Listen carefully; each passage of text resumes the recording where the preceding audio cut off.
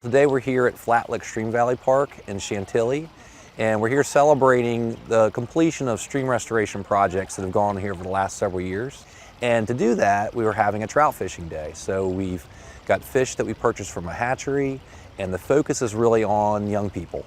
And it's a way for them to connect with nature and the natural world, as well as learn a bit about the environment, and also to, fishing is a fun activity. We have extra tackle if they don't have their own fishing rod and lures and things like that. We have power bait. We orient them to the site. They go out and they fish. Whatever they catch, they keep.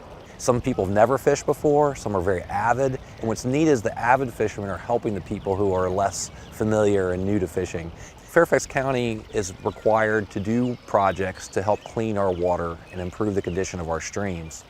And stream restoration is our most effective tool. This particular stream is very degraded, Flat Lick Branch. And before this, there were very few fish at all in the stream.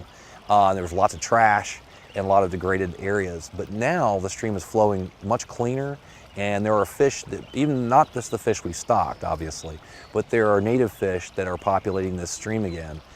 All of the funding for our program comes from special fund for stormwater that was approved by the Board of Supervisors, paid for by the residents. So without that support, obviously, we couldn't do any of this. It's important for the county to bring people together to see this work.